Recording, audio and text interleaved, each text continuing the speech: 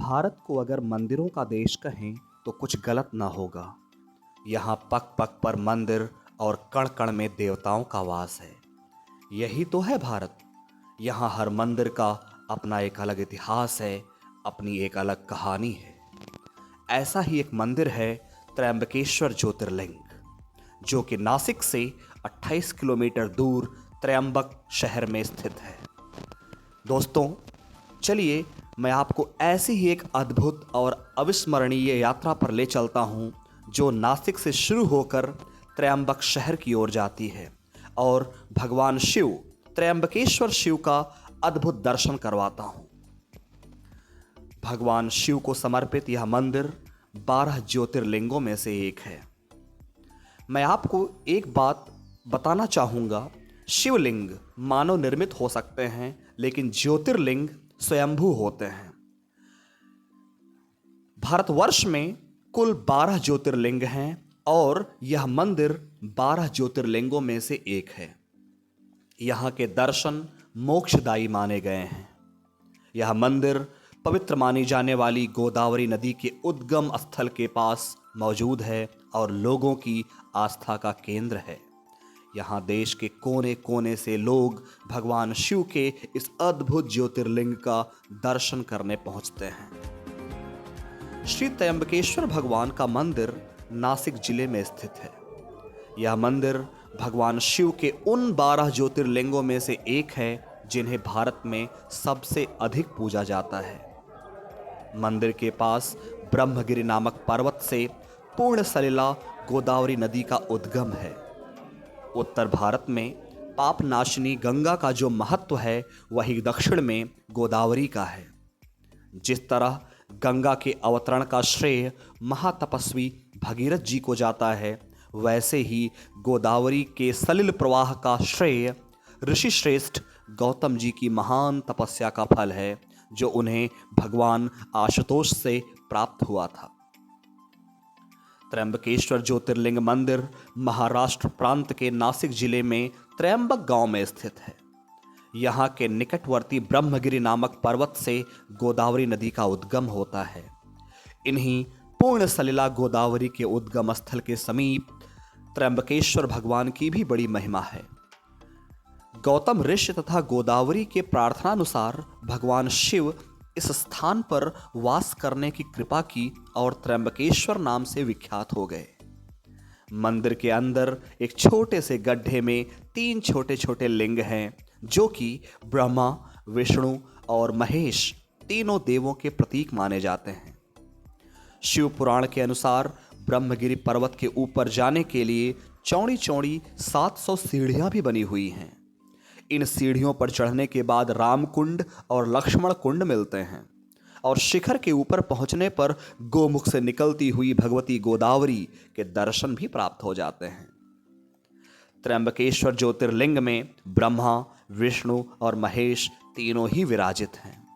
यही इस ज्योतिर्लिंग की सबसे बड़ी विशेषता है। अन्य सभी ज्योतिर्लिंगों में आपको केवल भगवान शिव के ही दर्शन प्राप्त होंगे, लेकिन त्र्यंबकेश्वर, मेरे सामने आप देख पा रहे होंगे, यहाँ पर 3 लिंग आपको दिखाई देंगे, जो कि ब्रह्मा, विष्णु और महेश तीनों के प्रतीक माने जाते हैं। अगर मैं इस मंदिर की स्थापत्य कला की बात करूं, जो कि अद्भुत, अविश्वसनीय है। गोदावरी नदी के किनारे स्थित त्र्यंबकेश्वर मंदिर काले पत्थरों से बना है। मंदिर का स्थापत्य अद्भुत है, अलौकिक है। इस मंदिर का निर्माण, अगर मैं कहूं पुनर्निर्माण, तीसरे पेशवा बालाजी अर्थात नाना साहब पेशवा ने करवाया था। इस मंदिर का जीर्णोद्धार सन 1755 में शुरू हुआ और 31 साल के लंबे समय के बाद सन 1786 में जाकर पूरा हुआ। कहा जाता है कि इस भव्य मंदिर के निर्माण में उस समय लगभग 16 लाख रुपए खर्च हुए थे, जो कि काफी बड़ी रकम मानी जा सकती है।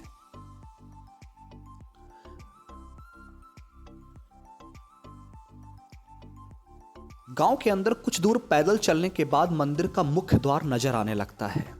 त्र्यंबकेश्वर मंदिर की भव्य इमारत सिंधु आर्य शैली का उत्कृष्ट नमूना है। मंदिर के अंदर गर्भगृह में प्रवेश करने के बाद शिवलिंग की केवल अर्धा दिखाई देती है, लिंग नहीं। गौर से देखने पर अर्धा के अंदर 1-1 इंच के 3 लिंग भी दिखाई देते हैं। इन लिंगों को त्रिदेव ब्रह्मा, विष्णु और शिव का अवतार माना जाता है। और भोर होने के समय वाली पूजा के बाद इस अर्धा पर चांदी का पंचमुखी मुकुट भी चढ़ा दिया जाता है। अगर मैं इस मंदिर की पौराणिक कथा की बात करूं तो इस ज्योतिर्लिंग की स्थापना के विषय में शिव पुराण में एक कथा वर्णित है। एक बार महर्षि गौतम के तपोवन में रहने वाले ब्राह्मणों की पत्नियां किसी बात पर उनकी पत्नी अहिल्या से नाराज हो गईं। उन्होंने अपने पतियों को ऋषि गौतम का अपमान करने के लिए प्रेरित किया और उत्साहित भी किया। उन ब्राह्मणों ने इसके निमित्त भगवान श्री गणेश की आराधना की।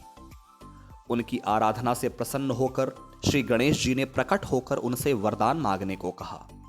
तो उन ब्राह्मणों ने कहा कि प्रभु, यदि आप हम पर प्रसन्न हैं तो किसी भी प्रकार ऋषि गौतम को इस आश्रम से बाहर निकाल दें। उनकी यह बात सुनकर गणेश जी ने उन्हें ऐसा वर न मांगने के लिए समझाया, किंतु वे ब्राह्मण अपने आग्रह पर अटल रहे। अंततः गणेश जी को विवश होकर उनकी बात माननी पड़ी। अपने भक्तों का मन रखने के लिए गणेश जी एक दुर्बल गाय का रूप बनाकर ऋषि गौतम के खेत में जाकर चरने लगे। गाय को फसल चरते देख ऋषि ने बड़ी प्यार और नरमी के साथ हाथ में एक छोटा सा तृण तिनका लेकर उसे हाँकने के लिए दौड़े। उन तिनके का स्पर्श होते मात्र से ही वह गाय वहां मरकर गिर पड़ी। मात्र स्पर्श से। अब तो बड़ा हाहाकार मचा। सारे ब्राह्मण एकत्र होकर ऋषि गौतम को गो हत्यारा कहकर उनकी भर्त्सना करने लगे। ऋषि गौतम इस घटना से बहुत ही आश्चर्यचकित और दुखी थे। अब उन सारे ब्राह्मणों ने कहा कि तुम पर गौ हत्या का पाप लगा है, इसलिए तुम यह आश्रम छोड़कर कहीं अन्यत्र चले जाओ, अन्यथा गो हत्यारे के निकट रहने से हमें भी पाप लगेगा। विवश होकर ऋषि गौतम अपनी पत्नी अहिल्या के साथ वहां से 1 कोस दूर जाकर रहने लगे। लेकिन उन ब्राह्मणों ने उनका वहां भी रहना दूभर कर दिया। वे कहने लगे, गो हत्या के कारण तुम्हें अब वेद पाठ, यज्ञ आदि ऐसे कार्य करने का कोई अधिकार नहीं रह गया है। अत्यंत अनुनय भाव से ऋषि गौतम ने उन ब्राह्मणों से प्रार्थना की कि आप लोग मेरे प्रायश्चित और उद्धार का भी तो उपाय बताएं। तब उन्होंने कहा, गौतम, तुम अपने पाप को सर्वत्र बताते हुए अपने पाप को हर व्यक्ति से बताओ और इसको बताते हुए 3 बार पूरी पृथ्वी की परिक्रमा करो, फिर लौटकर यहाँ 1 महीने व्रत करो। इसके बाद ब्रह्मगिरि पर्वत की 101 परिक्रमा करने के बाद तुम्हारी शुद्धि होगी। अथवा यहाँ अगर ये नहीं कर सकते हो तो गंगा जी को यहाँ लाकर उनके जल से स्नान कर 1 करोड़ पार्थिव शिवलिंगों से शिव जी की आराधना करो। गंगा जी को स्वयं लाना होगा और 1 करोड़ पार्थिव शिवलिंग बनाकर शिव जी की आराधना करनी होगी। इसके बाद पुनः गंगा में स्नान कर इस ब्रह्मगिरि की 11 बार परिक्रमा करो और फिर 100 घड़ों के पवित्र जल से पार्थिव शिवलिंगों को स्नान कराने से तुम्हारा उद्धार होगा। ब्राह्मणों के कथनानुसार महर्षि गौतम ने वे सारे कार्य पूरे किए और पत्नी के साथ पूर्णतः तल्लीन होकर भगवान शिव की आराधना की। इससे प्रसन्न होकर भगवान शिव ने प्रकट होकर उनसे वर मांगने को कहा। महर्षि गौतम ने कहा, भगवान, मैं जानता हूं और मैं यही भी चाहता हूं कि आप मुझे गो हत्या के पाप से सर्वथा मुक्त कर दें। भगवान शिव बोले, गौतम, तुम तो सर्वथा निष्पाप हो। गौ हत्या का अपराध तुम पर छल पूर्वक लगाया गया है और छल पूर्वक ऐसा करने वाले तुम्हारे आश्रम के ब्राह्मणों को मैं दंड दूंगा। इस पर महर्षि गौतम ने कहा कि प्रभु, आप ऐसा मत कीजिए। उन्हीं के निमित्त से तो मुझे आपके दर्शन प्राप्त हुए हैं। अब उन्हें मेरा परम हित समझकर आप उन पर क्रोध ना करें। बहुत से ऋषियों, मुनियों और देवगणों ने वहां एकत्र होकर गौतम ऋषि की बात का अनुमोदन किया और भगवान शिव से वहीं पर निवास करने की प्रार्थना की। वे उनकी बात मानकर वहां त्रयंबक ज्योतिर्लिंग के नाम से स्थित हो गए और गौतम जी द्वारा लाई गई गंगा भी गोदावरी नाम से प्रवाहित होने लगी। यह ज्योतिर्लिंग समस्त पुण्य को प्रदान करने वाला है, मोक्ष को प्रदान करने वाला है। इसके बाद से देवी गंगा के कहने पर शिव जी त्र्यंबकेश्वर ज्योतिर्लिंग के रूप में वहीं वास करने के लिए तैयार हो गए।